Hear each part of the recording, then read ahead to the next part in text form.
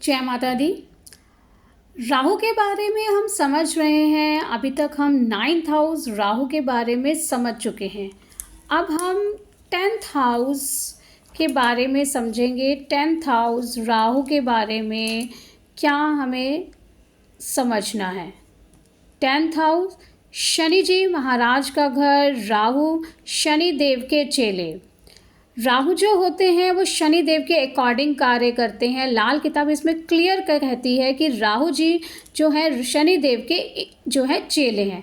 जैसी स्थिति कुंडली में शनि देव की होगी वैसे ही उन राहु यानी उनके चेले की होगी। अगर कुंडली में शनि देव पॉजिटिव हैं, अच्छी स्थिति में है, तो ये राहु 10th हाउस में आपको पॉजिटिव रिजल्ट देते चले जाएंगे। लेकिन अगर कुंडली में शनि देव अच्छी पोजीशन में नहीं हुए तो कुंडली के राहु महाराज आपको 10th हाउस में बैठकर स्ट्रगल देते रहेंगे। अब 10th हाउस आपका पिता का घर भी है, आपका प्रोफेशन भी है, आपकी जॉब भी है, आपका सर्विस भी है, आपका जो है हायर पोजीशन में जाना भी है। और जो राहु देव हैं, राहु महाराज हैं, वो क्रिएटर हैं, होशियारी हैं, धुआं हैं, मुश्किलें हैं। और अगर अच्छी चीज़ें देने में आए यानी कुंडली में पॉजिटिव हैं तो आपको ऊंचाइयों तक पहुंचा कर ले जाने वाले भी राहु हैं। और अगर कुंडली के राहु खराब हैं तो वो आपको ऊपर से नीचे लेकर जाने में जो है देरी नहीं करते हैं। आपने कई बार देखा होगा कि जब राहु की दशा आती है तो कई लोग बहुत ऊंचाइयों पर पहुंच जाते हैं और कई लोग राहु की दशा आने पर, अंतर्दशा आने पर, प्रत्यंतर आने पर अपनी लाइफ में काफ़ी स्ट्रगल महसूस करते हैं। तो सबके लिए राहु बुरे नहीं होते और सबके लिए राहु अच्छे नहीं होते। तो अगर कुंडली में शनिदेव अच्छी स्थिति में है तो ये राहु पॉजिटिव हैं। कुंडली में राहु कंट्रोल में है, मंगल के द्वारा देखे जा रहे हैं या मंगल के द्वारा कंट्रोल में है, तो ये जो है राहु आपको अच्छी पोजीशन पर ले जाएंगे। लेकिन वो मंगल कैसा है ये भी चेक करना ज़रूरी है कि मंगल की पोजीशन कैसी है, क्या मंगल के अंदर पावर भी है जो राहु को कंट्रोल कर पाए, तो ये चेक करना भी बहुत ज़रूरी होगा। तो ये राहु अगर पॉजिटिव है तो आपको 10th हाउस के रिलेटेड चीज़ें बेटर मिलती चली जाएंगी। जैसे जैसे आपकी दशाएं अंतर्दशा गोचर होंगे उसी हिसाब से वो आपको पॉजिटिव असर देते चले जाएंगे। अपने प्रोफेशनल लाइन में, अपने बिजनेस में आप ग्रोथ करते चले जाएंगे। लेकिन यही राहु नेगेटिव है तो लाइफ में आप स्ट्रगल महसूस करेंगे। अपॉर्चुनिटी तो आपको नज़र आएगी यानी अपॉर्चुनिटी आपके सामने होगी। आपने अपनी तरफ से पूरा एफर्ट भी डाल दिया होगा, 90% पे पहुंचकर वो चीज़ आपके हाथ से निकल जाएगी। तो ये राहु आपके साथ कर रहे हैं। ऐसा व्यक्ति जिसका राहु नेगेटिव है, फर्स्ट हाउस डिस्टर्ब है, तो ऐसा व्यक्ति जी चुराने वाला यानी मेहनत से जी चुराने वाला होगा। यानी कि उसको मेहनत करने में मज़ा नहीं आएगा। लेकिन लाइफ कर्म पर डिपेंड करती है तो ये कर्म नहीं करने देगा। अब राहु की दृष्टि आपके जो है 4th हाउस पर पड़ रही है, यानी कि 4th हाउस में राहु की दृष्टि है। ठीक है, राहु की दृष्टि आपके 6th हाउस पर है। राहु आपके जो हैं 2nd हाउस को देख रहे हैं। राहु आपके 2nd house, 4th house, 6th house को देख रहे हैं। तो 4th हाउस क्या है? आपकी मन की शांति है, आपका परिवार है। आपके जीवन में अपने परिवार वालों के साथ आपको कितनी खुशी मिलती है ये राहु आपको दिखाता है। लेकिन वहाँ केतु भी बैठे हैं, ठीक है ना, और चंद्रमा का घर है। तो चंद्रमा और केतु नेगेटिव हैं तो परिवार वालों के साथ अनबन है। लेकिन अगर आपका चंद्रमा स्ट्रांग है तो ज़रूरी नहीं कि केतु और राहु यहाँ पर आपको नेगेटिव असर ही देंगे। इसलिए चंद्रमा की पोजीशन को चेक करना ज़रूरी होगा। अब लेकिन राहु केतु सेपरेटिव प्लैनेट है तो जितना ये परिवार के साथ रहेगा उतना वो अपनी उन्नति नहीं कर पाएगा। कुछ लोगों ने आपने देखा होगा कि जितना वो अपने परिवार के से दूर रहते हैं उतना वो उन्नति कर जाते हैं। तो ये राहु और केतु का इफेक्ट परिवार से थोड़ा दूरी बनाकर ही उसे सफलता दिलाएंगे। दूरी मन से दूरी नहीं, जो है रहने में दूरी की बात हो रही है। लेकिन अब ये 4th हाउस में तो इसने इफेक्ट दिया। अब 6th हाउस कंपटीशन है, कंपटीशन में उलझा रहेगा। लेकिन राहु से जो है जब 6th हाउस पर इफेक्ट डालते हैं तो कंपटीशन से जिताते भी हैं। अगर मंगल कुंडली का अच्छा है तो ये कंपटीशन से जीतता चला जाएगा, अपने आप को आगे बढ़ता हुआ पाएगा। लेकिन मंगल कुंडली ये खराब है, राहु कमज़ोर है, तो कंपटीशन में उलझा तो रहेगा लेकिन आगे नहीं बढ़ पाएगा, अपने आप को ग्रोथ नहीं कर पाएगा। इसके जीवन में हमेशा सेटिस्फेक्शन की कमी रहेगी। अब राहु की दृष्टि सेकंड हाउस पर आ रही है, तो सेकंड हाउस आपकी सेविंग भी है, आपकी बचत है। तो अगर कुंडली में राहु का इफेक्ट है तो यस, सेविंग में कमी आएगी, बचत में कमी आएगी, लेकिन शुक्र और बृहस्पति की पोजीशन को ज़रूर चेक करें, उसके बाद ही प्रिडिक्शन में आए। अब आ जाते हैं आपके 11th house. 11th house Rahu का यहाँ बैठना। 11th हाउस आपकी इन्वेस्टमेंट है, आपका बड़ा भाई बड़ी बहन है।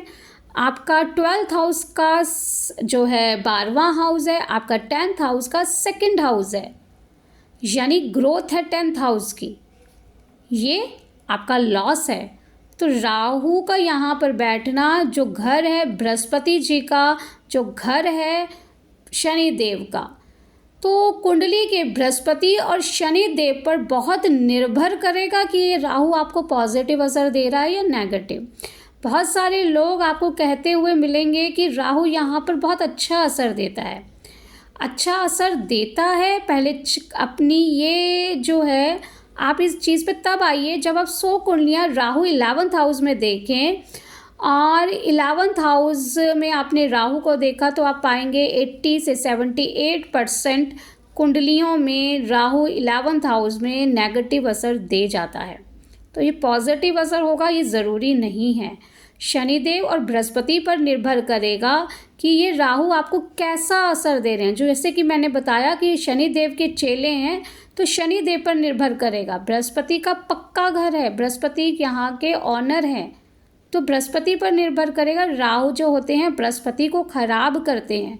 पैसा जो है बृहस्पति है, आपकी ग्रोथ बृहस्पति है, और बृहस्पति और राहु जब मिलते हैं तो गुरु चंडाल योग बन जाता है।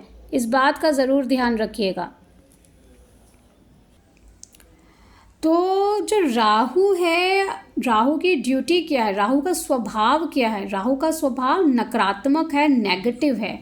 तो जिसका स्वभाव नेगेटिव है, नकारात्मक है, तो वो अपना स्वभाव कैसे छोड़ेगा? तो राहु यहाँ पे कुछ ना कुछ नेगेटिव असर देकर ही जाएगा।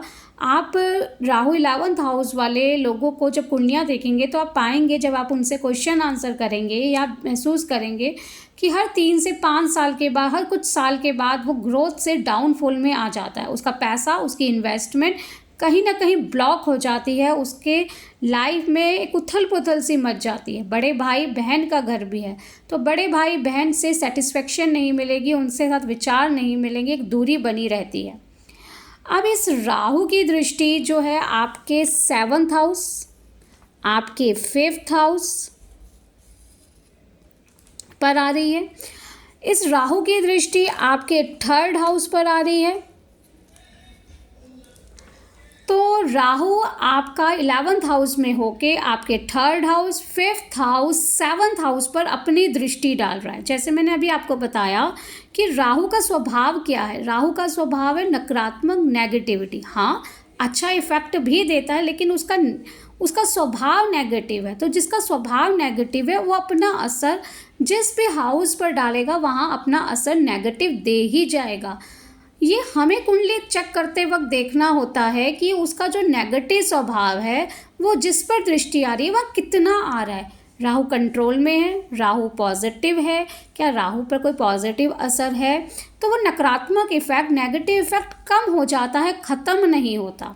तो 7th house, 5th house, 3rd house पर जब इसका इफेक्ट आएगा तो ये आपका 7th हाउस क्या है? आपकी सोशल लाइफ है, आपकी ग्रोथ है, आपका बिजनेस है, आपकी पार्टनरशिप है, आपकी मैरिड लाइफ है, आपकी सेकंड चाइल्ड है, आपका जो दूसरी संतान होती है, आप 2nd हाउस से देखते हैं। तब जब राहु का असर यहाँ आता है तो कहीं ना कहीं सोशल लाइफ में प्रॉब्लम क्रिएट कर देता है, मैरिड लाइफ में प्रॉब्लम क्रिएट कर देता है, सेटिस्फेक्शन की कमी कर देता है, पार्टनरशिप में प्रॉब्लम कर देता है। लेकिन वही बात आ जाएगी, प्रॉब्लम क्रिएट करेगा बाकी स्थिति कितनी देगा वो कुंडली के बाकी ग्रह और उस पर दृष्टि, इन सब चीज़ों पर बहुत ज़्यादा डिपेंड करेगी ही करेगी। अब आपके 5th हाउस पर इसकी दृष्टि है, तो 5th हाउस पढ़ाई भी है, 5th हाउस आपका संतान भी है, 5th हाउस आपका मंत्र है, 5th हाउस आपका क्रिएटर भी है। तो यहाँ पर राहु का नेगेटिव असर देखने को मिलेगा, लेकिन सूर्य बृहस्पति अच्छी स्थिति में है, कुंडली के बाकी ग्रह आपके 5th हाउस को नेगेटिव असर नहीं दे रहे हैं।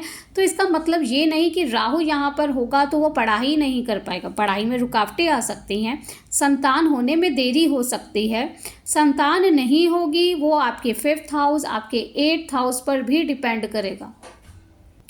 जैसे कि संतान होने में देरी हो सकती है, संतान हो गई, संतान के स्वास्थ्य में कमी है, संतान के साथ नहीं बन रही, संतान के साथ नहीं बन रही, तो ये हमें सूर्य बृहस्पति 5th हाउस को चेक करना है। 8th हाउस में डिस्टर्बेंस आ रही है, तो संतान को कोई ना कोई स्वास्थ्य को लेकर परेशानी हो सकती है। अब आपके 3rd हाउस पर इसकी दृष्टि है, 3rd हाउस पर राहु जो है अपना पॉजिटिव असर मंगल की वजह से दे जाते हैं, क्योंकि ये मंगल का पक्का घर है। लेकिन राहु जो है यहाँ पर अपनी दृष्टि डालने से भाई बहनों के साथ कोई ना कोई अनबन ज़रूर करा देता है। वो अनबन कितनी होगी ये मंगल बुध पर भी डिपेंड करेगा। बाहुबल कितना स्ट्रांग होगा, यानी कितनी इसकी विल पावर है, कितनी मेहनत करता है, तो राहु के साथ मंगल को चेक करना ज़रूरी होगा। तो ये जो राहु है यहाँ पर कहीं ना कहीं अपना जो है आपकी डेली लाइफ में, आपकी प्रोफेशनल लाइफ में 10th और 11th हाउस में पॉजिटिव और नेगेटिव असर कुछ ज़्यादा ही रख जाते हैं। अब आ जाते हैं आपके 12th हाउस पर। 12th हाउस बृहस्पति का घर है, 12th हाउस राहु का अधिकार है यहाँ पर, तो राहु का भी इफ़ेक्ट आता है, बृहस्पति का भी इफ़ेक्ट आता है। तो कुंडली में बृहस्पति कैसी स्थिति में है, वीक है, पॉजिटिव है, ये हमें चेक करना होगा। उसको वीक पॉजिटिव चेक करने के अपने अपने मेथड होते हैं, वो हमें समझना होगा। तो राहु का यहाँ पर आना बृहस्पति को कहीं ना कहीं दूषित कर देता है, क्योंकि राहु और बृहस्पति का जो कॉम्बिनेशन होता है वैदिक एस्ट्रोलॉजी के अकॉर्डिंग वो गुरु चंडाल योग बना देता है। लाल किताब के अकॉर्डिंग बृहस्पति को मौन कर देता है ये राहु। तो ये जो राहु है यहाँ पर आपके खर्चा का हाउस है, आपके हॉस्पिटल का घर है, आपके बेड कंफर्ट्स का हाउस है, आपका मोक्ष का हाउस है। तो केतु का इफ़ेक्ट होने पर मोक्ष रिलेटेड चीज़ें भी देकर जाता है। अब बृहस्पति कितना पॉजिटिव है तभी वो मोक्ष स्पिरिचुअलिटी की ओर जाएगा। अगर बृहस्पति कुंडली में वीक है तो वो स्पिरिचुअलिटी की ओर नहीं जाएगा, वो भोग की चीज़ों की ओर भगाएगा ये राहु। और बृहस्पति कुंडली में अच्छा है, बृहस्पति के घर अच्छे हैं, तो ये आपको भक्ति मार्ग की ओर भी लेकर जाएगा, क्योंकि राहु आपकी इंट्यूशन पावर भी है। राहु 12th हाउस में है तो इंट्यूशन पावर पर भी इफेक्ट डालता है। मगर ये राहु जो कंफर्टेबिलिटी में कमी कर जाता है, व्यक्ति को ख्याली दुनिया में ज़्यादा रख जाता है, काल्पनिक दुनिया में रख जाता है, खर्चे बढ़ चढ़ कर करा देता है।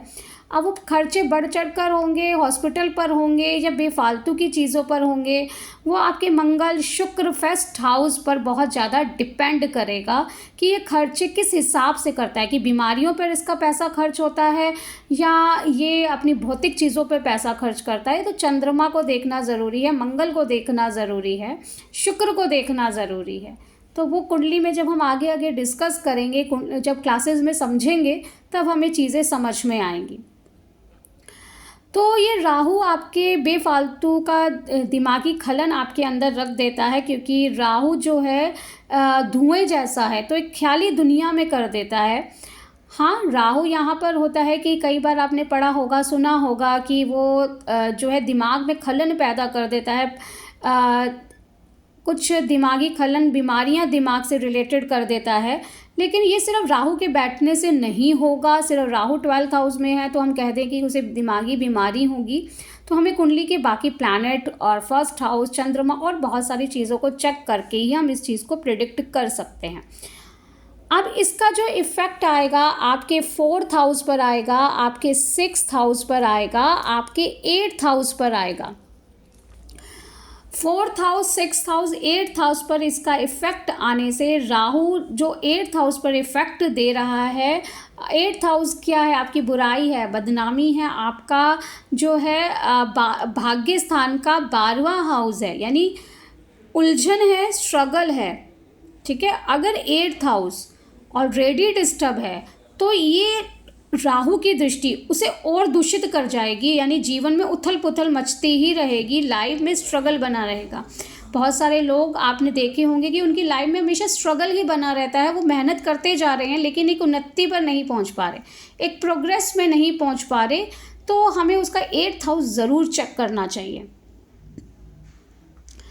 तो ये एट्थ हाउस नेगेटिव है, राहु का इफ़ेक्ट है, तो बुराई, बदनामी, स्ट्रगल लाइफ में बना रहेगा। ना घर परिवार में शांति होगी, ना प्रोफेशनल लाइफ में शांति होगी।